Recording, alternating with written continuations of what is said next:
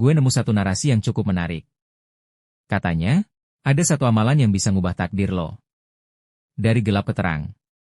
Dari susah ke gampang. Dari buruk ke baik. Dan amalan itu bukan doa minta-minta. Bukan sholat malam yang panjang. Tapi tasbih. Subhanallah. Pengagungan murni ke Allah, tanpa pamrih. Terus narasi ini ngambil dalil dari kisah Nabi Yunus. Katanya, Yunus diselamatkan dari perut ikan karena dia termasuk al-musabbihin, orang-orang yang bertasbih. Kalau bukan karena tasbihnya, dia bakal tinggal di perut ikan sampai hari kiamat. Bagaimana supaya hidup kita dipindahkan dari keadaan yang paling gelap menuju keadaan yang paling terang, dari keterpurukan yang paling terpuruk, dari kesulitan yang paling sulit menuju kebaikan yang lebih baik. Bagaimana caranya? Perhatikan, di dalam Al-Quran ada satu ayat yang sangat menarik. Falaula annahu kana minal musabbihin lalabitha fi batnihi ila yaumi yub'atsun. Ayat tersebut itu menceritakan tentang kisahnya Nabi Yunus. Disebutkan falaula annahu kana minal musabbihin, seandainya dia Nabi Yunus tidak termasuk orang-orang yang bertasbih, lalabitha fi batnihi ila yaumi yub'atsun. Niscaya pasti, kata Al-Quran, pasti dia akan senantiasa tetap di dalam perut ikan tersebut sampai hari kebangkitan. Artinya, Nah, sebagai orang yang suka ngulik dan refleksi, gue langsung tertarik. Bukan karena gue anti zikir ya. Tapi karena gue penasaran, apa ya sesimpel itu? Dan setelah gue periksa lebih dalam, bandingin ayat yang dikutip sama ayat lain yang lebih lengkap, gue nemu dua anomali. Dua ganjalan logika yang cukup serius. Di video ini, gue bakal bedah dua anomali itu. Bukan buat debat, bukan buat nyerang siapapun. Tapi buat ngajak kita mikir lebih jernih. Oke. Yuk. Pertama, kita mesti ngerti dulu. Ada dua ayat di Al-Quran yang nyeritain kisah Yunus di perut ikan, dan dua-duanya ngasih penekanan yang beda. Ayat pertama, Surat Asy-Syaffat ayat 143-144. Bunyinya, Falaula anahu kana minal musabbihin, lalabitsa fi batnihi ila ayaumi yub'atsun. Artinya, seandainya dia tidak termasuk orang-orang yang bertasbih, niscaya dia akan tetap tinggal di perut ikan itu sampai hari kebangkitan. Nah, ayat ini menekankan tasbih sebagai sebab penyelamatan. Ini ayat yang dikutip narasumber. Dan secara literal, memang benar, Yunus diselamatkan karena dia bertasbih. Tapi, ada ayat kedua. Surat Al-Anbiya ayat 87. Dan ayat ini ngasih gambaran yang jauh lebih utuh. Wadzanuni its zahaba mugadliban f'adana ala nakdira, alaihi f'ana ada afid dulu mati ala ilaha ila'a anta subhanaka ini kuntu minad da'alimin. Artinya, dan ingatlah Zunun, yaitu Yunus, ketika dia pergi dalam keadaan marah, lalu dia menyangka bahwa kami tidak akan menyulitkannya. Maka dia berdoa dalam kegelapan yang berlapis-lapis, tidak ada Tuhan selain Engkau. Maha suci Engkau. Sesungguhnya aku termasuk orang-orang yang zalim. Lihat perbedaannya. Asy-Syaffat cuma bilang, Yunus bertasbih, maka diselamatkan. Tapi Al-Anbiya ngasih konteks yang jauh lebih detail. Hitung pakai jari. 1. Yunus pergi dalam keadaan marah. Ini latar emosional yang penting. 2. Yunus menyangka Allah tidak akan menyulitkannya. Ini pengakuan implisit bahwa dia punya ekspektasi yang keliru. 3. Dia berdoa dalam kegelapan berlapis-lapis. Bukan cuma gelap secara fisik, tapi gelap secara spiritual. 4. Isi doanya bukan cuma tasbih. Ada tauhid, la ilaha illa anta. Ada tasbih, subhanaka. Dan ada pengakuan dosa, ini kuntu minadida alimin. Jadi Al-Anbiya ngasih kita rumus doa Yunus yang utuh. Tauhid, tasbih, tobat. Bukan tasbih doang. Nah, dari sini kita masuk ke anomali pertama. Narasi yang gue denger tuh basikali ngasih formula yang sangat linear. Hidup gelap perbanyak tasbih, hidup terang. Susah tasbih gampang. Takdir buruk tasbih, takdir baik. Ini rumus yang menggoda. Simpel. Siapa sih yang gak mau hidupnya berubah cuma dengan zikir? Tapi justru karena terlalu simpel, disinilah masalahnya. Gestur tangan terbuka. Hidup kita tuh kompleks. Ada kemiskinan struktural, ada ketidakadilan sistemik, ada trauma psikologis, ada penyakit kronis. Apa semua itu jawabannya cuma kurang tasbih?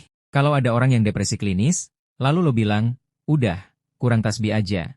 Itu beneran bantu atau malah mengecilkan penderitaannya? Gue gak bilang tasbih gak ngaruh. Ngaruh. Tapi dia bukan solusi tunggal. Dia bagian dari proses, bukan seluruh proses. Jeda, lebih dalam. Dan ini yang paling penting.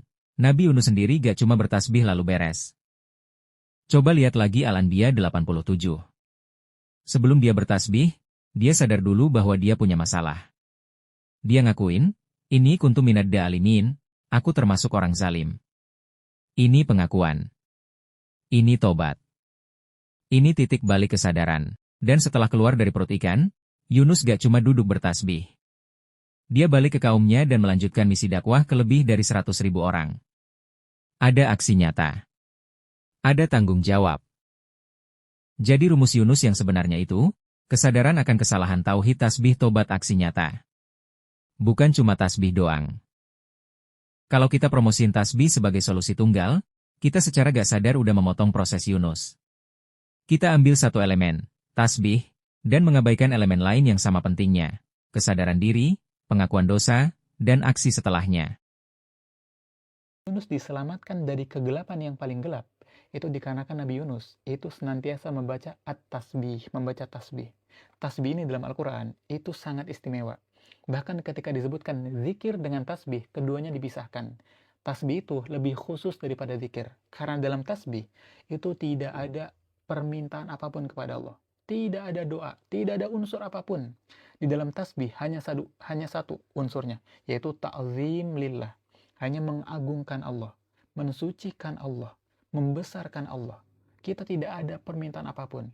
Dan berkali-kali dalam Al-Quran, semua yang ada di alam semesta ini bertasbih kepada Allah. Artinya, ketika kita bertasbih, kita satu frekuensi dengan alam semesta. Sehingga semuanya akan dipermudah. Allah akan mengatur semesta untuk mempermudah semua kehidupan. Sekarang anomali kedua. Dan ini lebih subtle. Dalam narasi yang gue dengar, ada dua klaim yang disampaikan hampir bersamaan. Gestur tangan kiri. Klaim pertama, tasbih itu ta'zim lillah, pengagungan murni. Gak ada permintaan, gak ada doa, gak ada unsur apapun selain membesarkan Allah. Gestur tangan kanan. Klaim kedua, kalau lo rajin tasbih, hidup lo bakal dimudahkan, dapat keajaiban, takdir lo berubah dari buruk ke baik. Dua tangan disatukan, ekspresi kritis. Nah, lo lihat gak kontradiksinya? Di satu sisi lo bilang, ini murni, tanpa pamrih, tanpa permintaan. Tapi di sisi lain lo bilang, nanti lo bakal dapat ini.